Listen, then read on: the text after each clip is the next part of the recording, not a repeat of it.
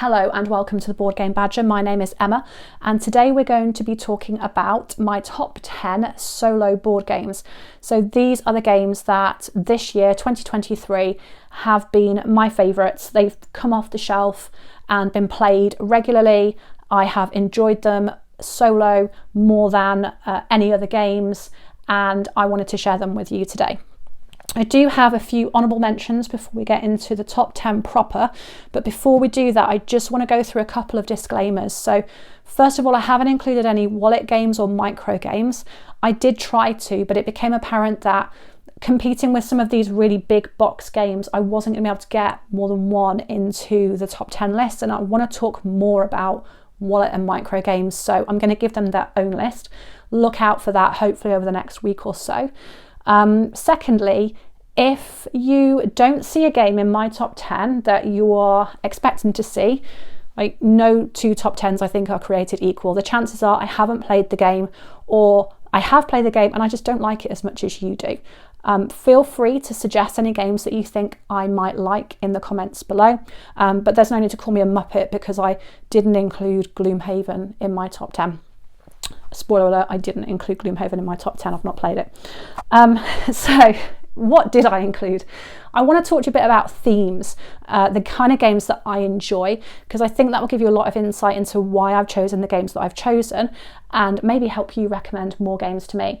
So I really like games that have themes of adventure, of exploration, games that have really strong storytelling elements, either because they've got a storybook that you're working through or because the gameplay itself brings out some really fantastic stories.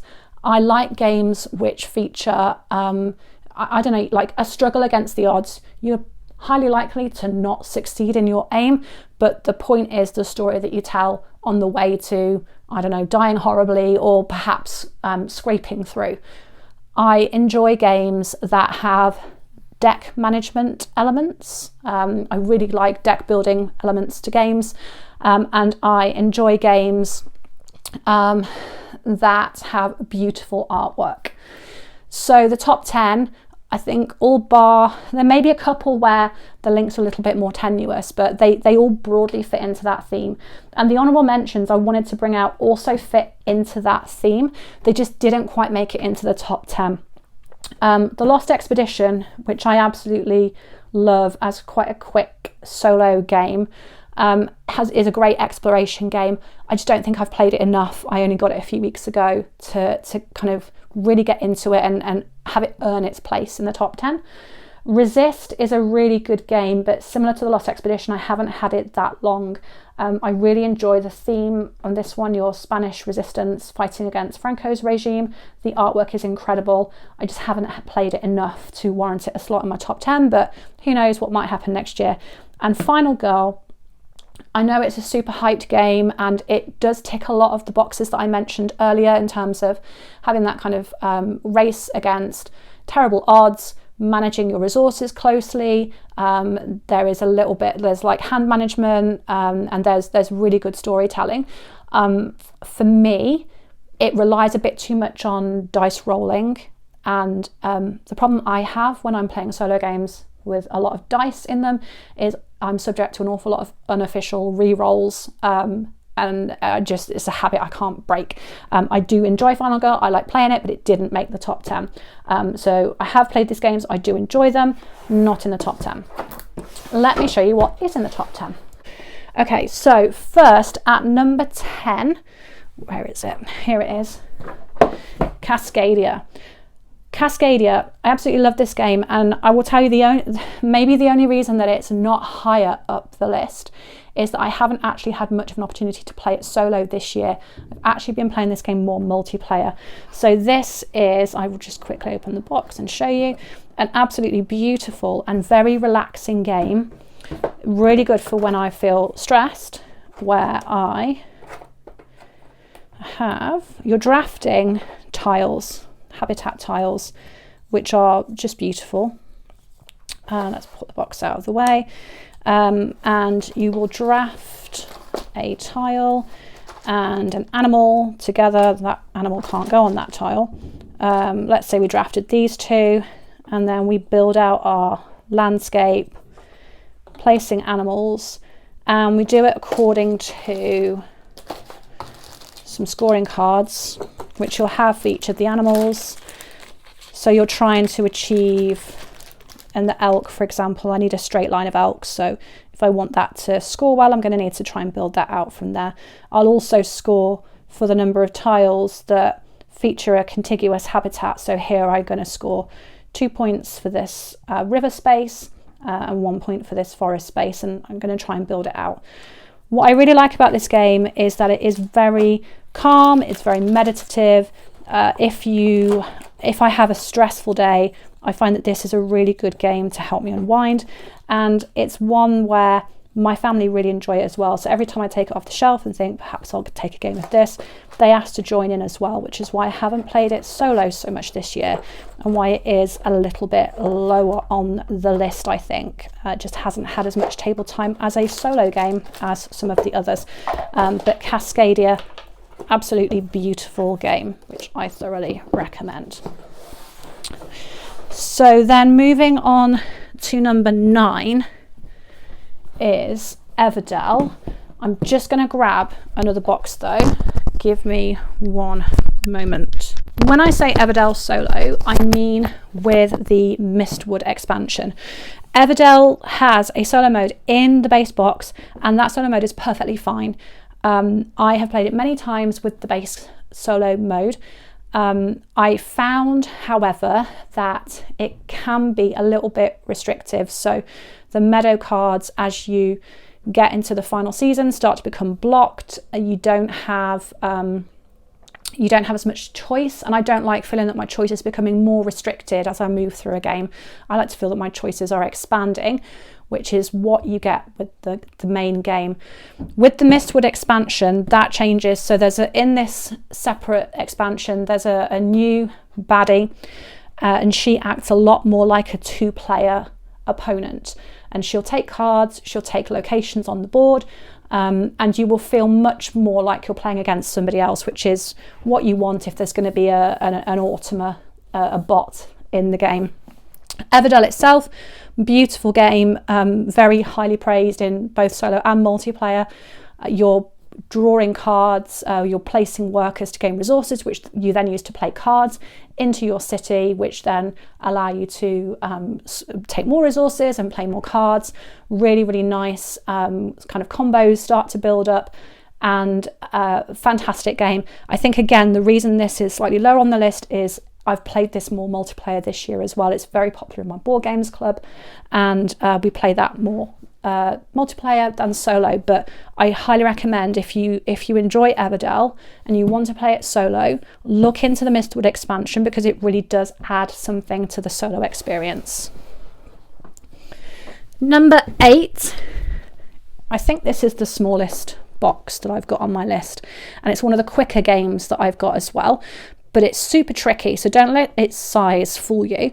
This is a solo deck building game where you are in the position of Friday on the desert island when Robinson Crusoe washes ashore and starts to cause all sorts of havoc.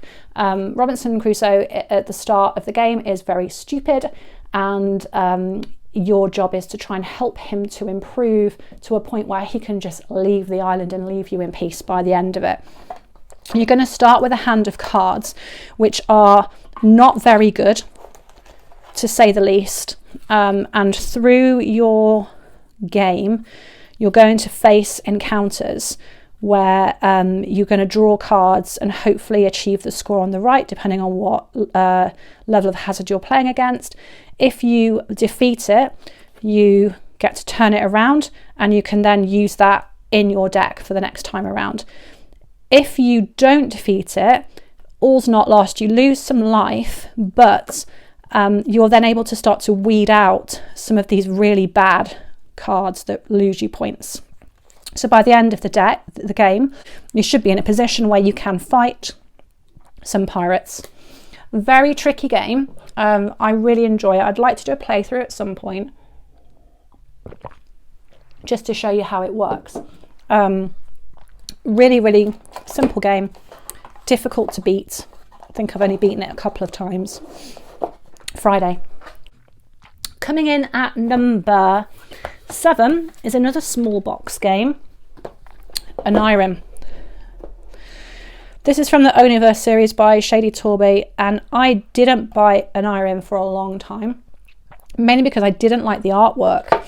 Actually, now I really do like the artwork because I find like it's quite abstract, but I really like the colours in the deck.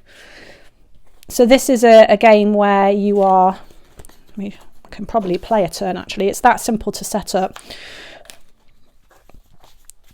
I mean, the setup is basically that, and then I draw a hand of 5 cards. That counts as a dream card. In your first hand, you don't, there are certain cards you don't keep, so we'll ignore those. And what you're trying to do is get 3 cards of the same colour, but with different symbols next to each other in a row. So that's an obvious first play. I pick another card, I place that one, I draw another card, and I play that one. That allows me to search the deck for a door. Let's just say I searched the deck and got that door. When I found 8 doors, then I can leave the maze and I win. But if I get to the bottom of this deck and I haven't done that, I lose. The complicating factor is these nightmare cards. If you find those, they will make you either discard your whole hand, discard the next 5 cards in the deck, so you're burning through the deck faster, or you'll have to use a key. And keys are quite valuable because if you have a key and a door in hand at the same time, you can place the door on the table, so they can be complicated. My deck is so thick because I've got 3, I think, expansions shuffled into this. I've got the glyphs one, I've got the towers, and I've got crossroads and dead ends, which each of them adds something different to the game. The criticism that some people have of this game is that it's very heavy on shuffling, and it is. You're going to be shuffling a lot during this game, but I actually like that. Again, if you are stressed at the end of the day, sitting playing this game is quite meditative. The shuffling forces you to slow down, and I recommend this game as something to play when you're tired or you're stressed and you just want to relax without having to have a massive setup. As I say, that's your setup. Your clear down is just pulling all the cards together at the end. And there's no maths at the end. Sometimes I'm super tired at the end of the day and adding up a score is beyond me. This is just, it just hits the right spot for that reason. So Oniv, should move that to one side. Number 6. Oh, this is a good one. Right, Hadrian's Wall. This is a game which says on the box 1 to 6 players. Don't be fooled by that. This is pretty much a solo only game. I know there are people who have played Hadrian's Wall multiplayer, but I would not choose to play this multiplayer because there is so little player interaction. If someone wanted to play a game with me, I would choose something else. I'd choose anything else than this, where you were essentially just sitting playing your own game side by side. But for a solo game, this is supreme. This is the best roll and write slash flip and write in my opinion. And again, it's quite easy to set up. I'm not sure how good it is on people who perhaps need things to be in larger print for their eyes, because these sheets are super busy. Essentially, you get workers, which you can then use to cross off boxes, which then allow you to cross off other boxes, which allows you to cross off something else, which allows you to get something else, which is what you wanted to do in the first place. Combo-tastic game. I absolutely love games where you have this kind of chaining turn, and there's so many options, there's so many different ways you can go. Do you invest heavily in building your wall? Do you go and really invest in temples? Do you go for the baths so that you can bribe people if you struggle with attacks? Tons of ways that you can go. And then you also, once you get good at the game, there is an official solo mode campaign, somewhere in here. And if you've got a later print of this game, I think this year they've done a reprint that has this in the rules book, but you can print this off BGA, and it tells you how to set up your game, what your goals are, what you can get to set up your next game if there's an extra challenge, and it just keeps the game feeling really fresh. I actually haven't got very far on this campaign. I think I've only done Fort 1 because I struggle to score really highly. That doesn't matter to me. I think in games I'm less fussed about scoring very highly and more about just having fun along the way. So Hadrian's Wall is another one that I completely recommend. At number, where are we now? Number 5. Macky. This is absolutely incredible game with incredible quality components and great storytelling. So, I mean, look at this, right? This is the back of the board. And the front is this lovely dual layered board. And all of the components are just sterling quality. This game, you are playing as the leader of a group of Macky Sards, French resistance in World War II, defending this town from the enemy, and you're going to have a number of missions which you then place towards the top. Let me just have a look. So in this one we place those here. We have to deliver intel and leave a worker there while we come up with a weapon and an explosive to blow up the police station. And on this one, we're going to sabotage a munitions factory. We have to infiltrate it and then deliver explosives. Lots of explosive going on. The different missions mean that it's different every time what you're trying to achieve. And then you place out your workers, and you have to be able to trace a route back to the safe house at the end of the game. So let's say that I want to start getting intelligence, and I'm going to get that from this radio outpost here. I might place my little people here on successive turns. But in between that, the police are also going to be placing workers. So, for example, on this patrol card here, he's going to this radio B, and then I will place my worker because I think I can still get to the first station. He's going to place his worker on the fence, and then I'm going to go here to try and get my intel, and he can't go to the fence because he's already got a friend there. He's going to go to the Rue Baderat, which is here. And on this occasion, I've been lucky. I've been able to, I can trace the route. Everyone can go back, collecting what they've got along the way. The police haven't caught us, but there are occasions where you're trying to push your luck and you're trying to do too much in one turn and you get caught out and your little people get arrested and you never see them again, which is extremely thematic and can lead to, for such a short game, such crunchy decision space. This is a game that is so compact. I think you could play it almost anywhere. I think I've seen people play it on airplane trays. You could definitely take it as a game traveling. It is a really, really good, compact, satisfying solo game. My favourite small box solo game, Macky. I cannot recommend it highly enough. And next, number 4, we have got Legacy of You. Relatively new game, came out earlier this year. It is probably one of my second or first most played game of the year so far. It's a solo only campaign game, and I like a game that is solo only. You're not having to manage a bot, however easy the bot is. You're usually not having to beat your own score to win. You've got some clear win conditions. You're playing against the game. I love this game. It's got great artwork, and you are trying to build a canal to and build villages. You've got some deck building elements, some worker placement elements to try and build this canal before the flood overtakes you. Meanwhile, barbarians are attacking you and you have to try and repel them as well. The campaign leads you through a story, and you either win or you lose after you've won 7 games or you've lost 7 games. So the campaign can be as short as 7 games, or it can be considerably longer.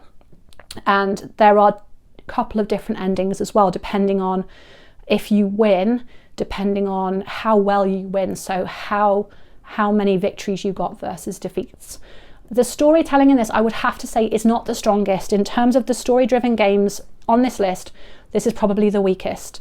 There isn't a great deal of linear narrative. You're not really following a progression of a story. It's just kind of little kind of cut scenes almost. And I would say the storytelling is not the strongest in this one.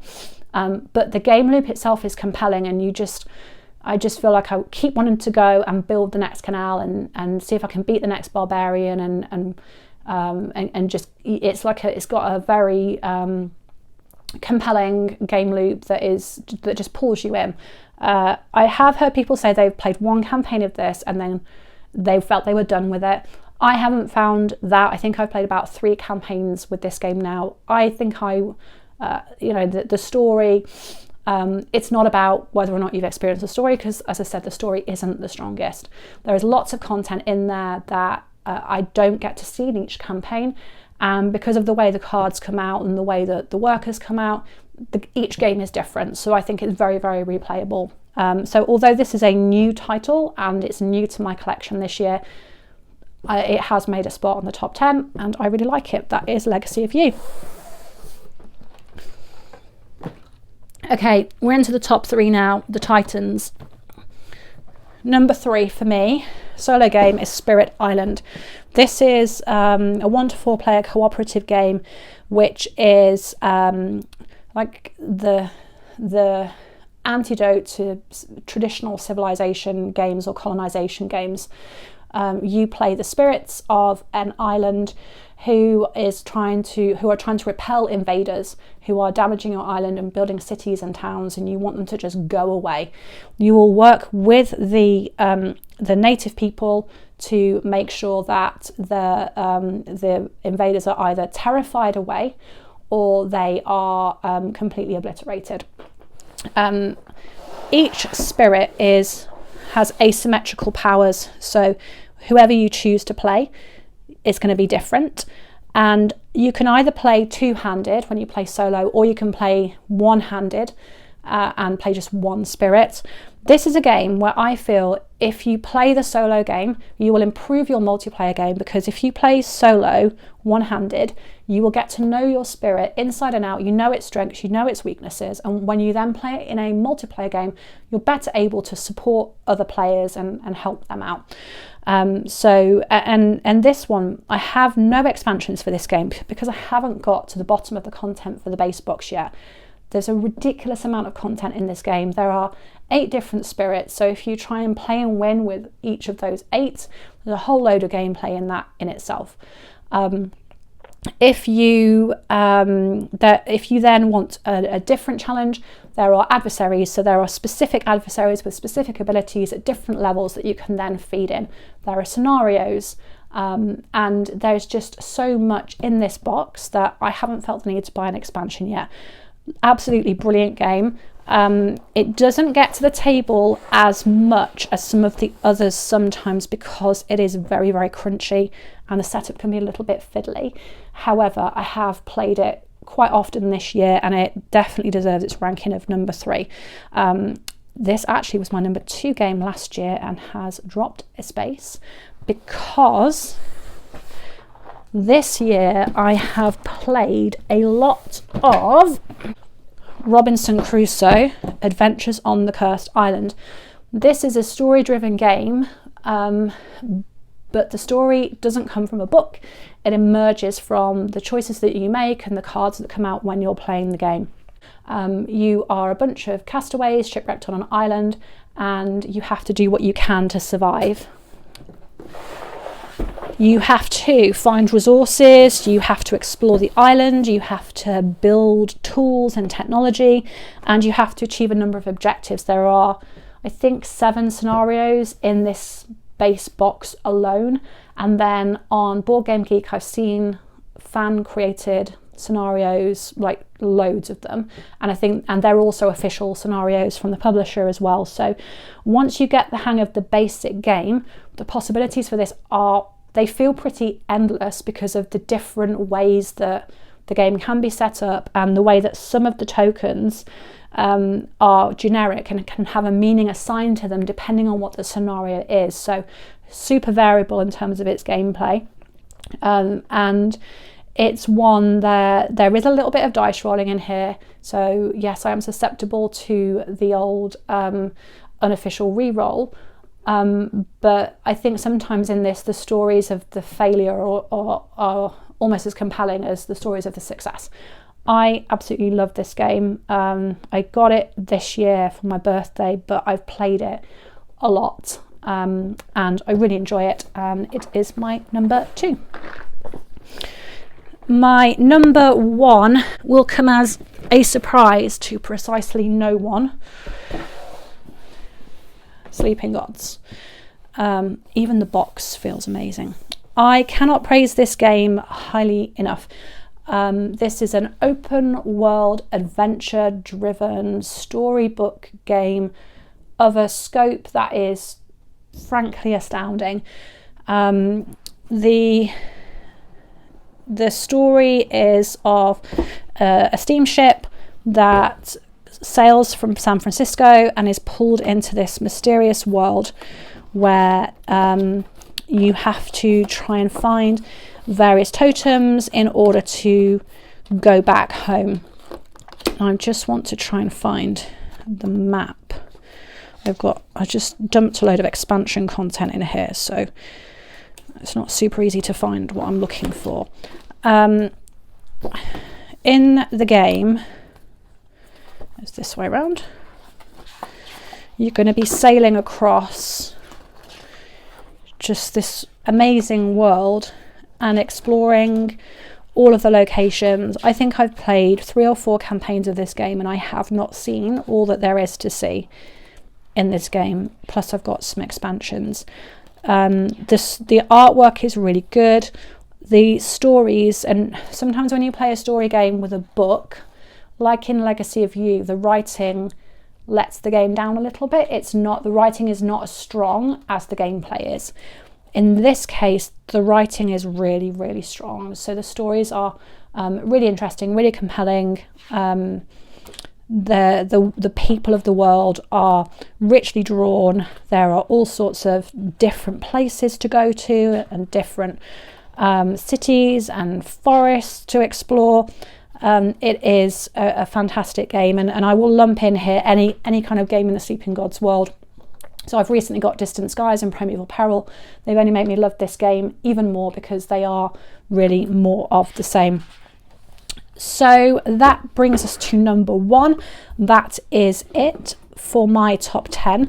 But do tell me what your top 10 solo games would be. If hearing what I enjoy about games, you've got some recommendations for me, please do drop them in the comments below because I would love to try them out.